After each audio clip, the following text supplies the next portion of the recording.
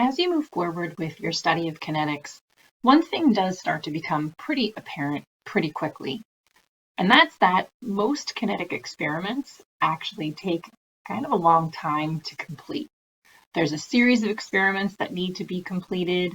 You have to time everything very carefully. Oftentimes there's multiple solutions to use. There must be an easier way. And that's where our topic leads us to today. Integrated rate laws. It's actually kind of an interesting approach to kind of trying to streamline the process of getting to some user-friendly information. So just to kind of remind you, rate in general, and when we're writing a rate law, rate is expressing a change in concentration over a change in time. And I really want us to focus in on just that expression, change in concentration over a change in time. Two variables changing in proportion to one another. Now, for those of you who might be pretty savvy, not only do you realize that that's generally the form of something like a slope, where it's like change in rise over change in run, but as you get into calculus, you realize that this is also the form of a derivative. Now, for those of you who might not know what a derivative is yet, a derivative is a method that you can use in calculus to find the instantaneous slope of a line. That would be the slope of a point on a line or a function. And I know that doesn't seem like it actually really harkens back into chemistry, but chemistry and math are very well intertwined here. The word that I really, again, want you to focus in on here is the slope of that line. Again, because we have a change in concentration over a change in time. Now, the issue here is that we're essentially trying to find the slope of a line that we don't even have. During the kinetics experiment, we're simply monitoring concentration data and time data. There isn't enough information to really make a line to find a slope of. And even worse than that, and you've, I think, even seen this now as we do some kinetics experiments, rate information isn't readily available. This is something that we need to go back and calculate for, and that just simply takes time. So there absolutely must be an easier way. And this is where calculus actually comes in handy. So the opposite of a derivative is called an integral. And if we would integrate this derivative style equation, we would actually just get a normal function back out of it. Now, a normal function would actually be a little bit more user-friendly. We would be able to insert easy data in, do easy calculation with it, and hopefully get some easy, meaningful information back out of the other side. I'm going to show you what this actually looks like. Now, for right now, let's focus in on a first-order chemical reaction. So up on the screen right now, I have a first-order rate law equation displayed. Now, what we're going to do then is integrate this reaction. Now, the last time I checked, this class was called AP Chemistry and not AP Calculus. So we're just going to allow the sands of time to pass here and allow the calculus to kind of pass under the bridge and say bada bing, bada boom, ta-da! After you're done with the calculus, this would be the equation that would emerge back out of the other side. Now I know that it looks a little bit scary, but it's essentially a plug and chug style equation.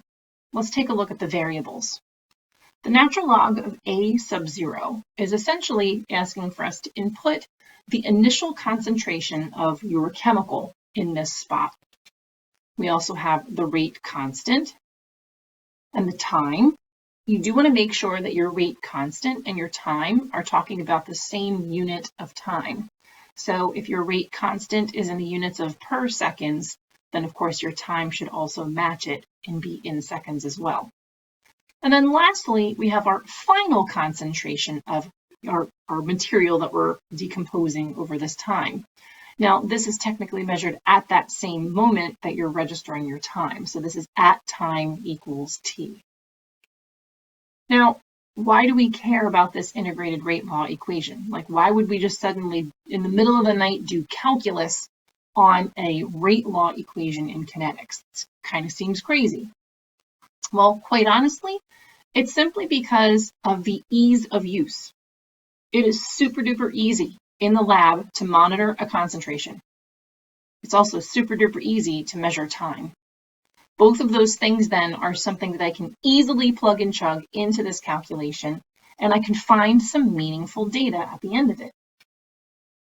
If I actually have a time, and you should always know initial concentration, this actually gives us a very clear pathway forward to calculating a final concentration. So you can actually find the concentration at any time during your chemical reaction. And vice versa, if you actually had a final concentration in mind, you could figure out how long it would take you to reach it. So this is a very handy dandy little equation to kind of use. Now, like I said, this is really just plug and chug style math. So let's take a look at a sample calculation. Here we have cyclopentane decomposing into propene, and it's a first order reaction. Now, this is important to note what the order is in the problem, because different ordered equations are going to have different integrated rate laws. Now, let me say that again, different order equations are going to have different integrated rate laws. So the rate law that you're seeing on the screen is only used with first order kinetics. We also know that K equals 9.2 per seconds, and we have a 3 gram sample at the beginning. We're asked how much of it is left after 0.5 seconds. So let's identify the variables and start plugging them into my equation. First of all, we have our K value. We also have our time. And then also an initial amount of material. And yes, I understand that this is in grams. It's not technically a concentration, but because this is going to show us a fraction of how much of our material is left over at the end, you can actually keep this in the unit of grams. Here's my equation all filled in. And then I'm going to go through the math steps. So everything on the right-hand side of the equation is actually just numbers. So I plugged and chugged those into my calculator and got that to equal negative 3.5. And now I need to get rid of that natural log. So I'm going to take e to the on both sides, the anti-natural log, to cancel out the natural log part. And therefore now I know that the concentration of A is e to the negative 3.5. And after you plug that into the calculator, my final answer comes out to be 0.030 seconds. Now there's a secondary equation that might be super duper useful in this section, and that's called half-life. You may be familiar with this term. Half-life is the amount of time that it takes for you to reach exactly 1/2 of your starting material. And there's a very specific amount of time for this to occur. Now you might be wondering, that seems really silly. Why do we care about how much time it actually takes for half of the material to disappear? Well, let's find out. If I would plug in 1/2 of the initial concentration instead of a final concentration, which would represent how much is left over after a half-life, and then I rearrange the equation, solving for time, it would end up looking something like this. It actually simplifies down to the natural log of 2 over K. So in other words, if I know how long it takes to reach exactly half of my concentration, I now have an easy way of calculating a K value for my reaction. Now let's take a look at this in action. Here's a second sample problem for you. Again, we're going back to the cyclopentane decomposing into propene, and it's a first order reaction. And what that tells us is that we're allowed to use this equation, which is specific to a first order reaction. Our K value is 9.2. Please calculate the half-life. Now this is luckily a very simple plug and chug style problem. We simply plug in K and solve for T1/2. So after we're finished throwing that into the calculator, I actually get a final value of 0.075 seconds. So again, why do I actually care about the calculation of a half-life? Why does this have any sort of meaning? Well, there's actually 2 reasons. Number one, half-life is really crazy easy to monitor during a chemical reaction. All you need to do is to monitor those concentrations. And we have a variety of tools at our disposal in the lab for being able to watch those concentrations as a function of time. A second reason, again, half-life is a crazy easy way of calculating your K value. And think about how we got this before. We had to do a series of different experiments, all of which just chewed through time, and then average the results at the end, and they were sketchy at best. This is a great way of calculating a K because it's, again, super crazy easy. It's kind of lovely. So just one more time, here are the equations for a first order rate log. Now, you would have a couple different things to remember here. You not only have the integrated rate law at the top, but you also have the equation for half-life down at the bottom. Now, one nice thing to kind of point out to you here, notice how this equation is almost in a y equals mx plus b format, a linear format. I'm going to rearrange this a little bit really quickly just so that we can have this look more linear. Here we go. So now notice that everything kind of lines up. So my y would be natural log of concentration at any time. My slope would be negative k. My x value would be time. And my y-intercept would be the natural log of the initial concentration. Now again, you might be wondering, well, why is this useful? Well, I might be able to make a graph out of this information. So let's take a look at what this graph would look like. Now again, my y value is going to be the natural log of concentration. My x value is going to be time. And then if I would plot a line, it's going to have a negative slope. You can kind of clearly see that from where the slope lines up. So pop in a line with some negative slope. And the value of that slope is actually equal to my rate constant. So you can actually graphically determine the value of K. But again, you might be wondering, still, why do I care? Why do I care that I can make a graph out of this data? Well, quite honestly, again, concentration and time data are crazy easy to record during a kinetics experiment. And if you actually are able then to grab concentration and time data, and I know that my reaction is first order, I also know then if I graph natural log of that concentration versus time, and I get a line, I can very easily calculate my K. Now, here's an important note. If I had concentration and time data, and I would plot natural log of concentration versus time, and the graph would appear nonlinear, there's no way that the reaction could be first order. Only first order reactions will be linear when you graph the natural log of concentration versus that time. Kind of interesting. So again, the other really key feature of this is that graphically you can then calculate the value of K simply from the slope. Now we're also going to look through the integrated rate laws for two other orders. On the screen right now, you see the rate law for a zeroth order chemical reaction. It's simply rate equals K. If we would integrate that reaction, we would get this equation. Notice it's just dealing with straight up concentrations. And also, if we plugged in 1/2 the initial concentration instead of A sub T, I would be able to solve for time and get the half-life. Notice the difference here. What's interesting about this version of half-life is that it does include the initial concentration as part of it.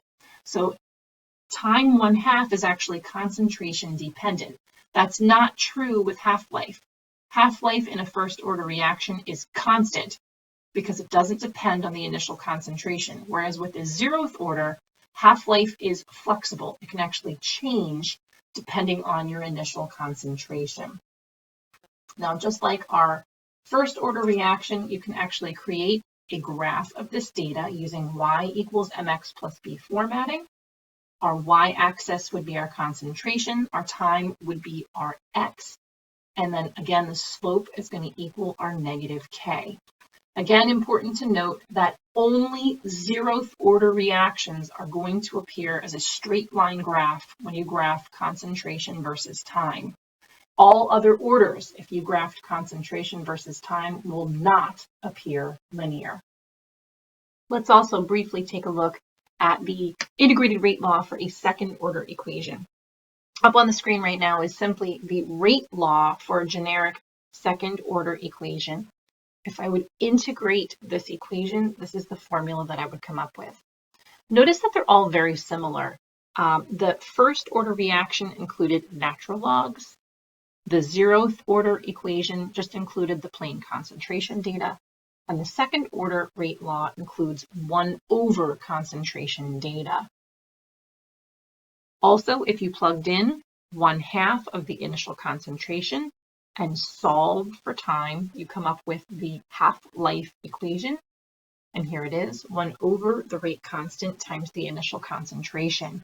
Notice again that this version of half-life is also concentration dependent. So the size of the half-life here is going to vary depending on your initial concentration. One more time, the only half-life that is constant, fixed, will not change, is a first order rate law. It is the T1/2 for a first order rate law is absolutely constant. All right, back to second order now. We can also present this in a y equals mx plus b format. I would instead want to plot 1 over the concentration versus the time. Notice here that the slope will switch back to being positive, but I can still calculate my rate constant from that data. That's pretty cool. And again, pretty important to note here that when you have a second order rate law, if you graph 1 over the concentration versus time, it will always appear to be linear. However, all other orders, if you plot 1 over concentration versus time, those graphs will not appear linear. So just simply by graphing concentration and time data in 3 different ways, natural log of concentration versus time, if that's linear, you have a first order reaction. Concentration versus time, if that's linear, you have a zeroth order reaction. And 1 over concentration versus time, if you graph that and it's linear, you have a second order equation. In all cases, the slope is how you find the K. K is always positive. Let's very quickly just take a look at the big picture. Again, during any experiment in kinetics, you're going to be recording a series of concentration and time data. We're going to process that data, creating 3 different graphs. Those 3 different graphs would be concentration versus time, 1 over concentration versus time, and natural log of concentration versus time. Now again, this is using the same data set. You'd be able to generate, again, 3 graphs simply by taking a look at the graphs and seeing which one of these is linear is going to elucidate the order of the chemical reaction. Now, because this particular data set has shown us that 1 over the concentration versus time is linear, that actually lets us know that our reaction must be second order. Let's take a look at another problem. What if I had graphed, again, the same set of data 3 different ways, and this was the result? Notice that the middle graph is what's linear. That's natural log of concentration versus time. Well, if natural log of concentration versus time is the linear graph, then you know you have a first order chemical reaction. So again, because natural log of concentration versus time here was the linear graph, this is how you know your reaction is first order. You could simply find the slope of this line and automatically you would have a K value. Now again here, because our slope is negative, the slope is going to equal to negative K. K is always positive. One more little example here. Again, given a set of data, concentration versus time, you could make 3 different graphs from the same set of data. Notice in this case, concentration versus time has become linear. Well, simply by virtue of the fact that that graph is linear, I would know that my reaction is actually a 0th order chemical reaction, and the slope of that line would equal negative K.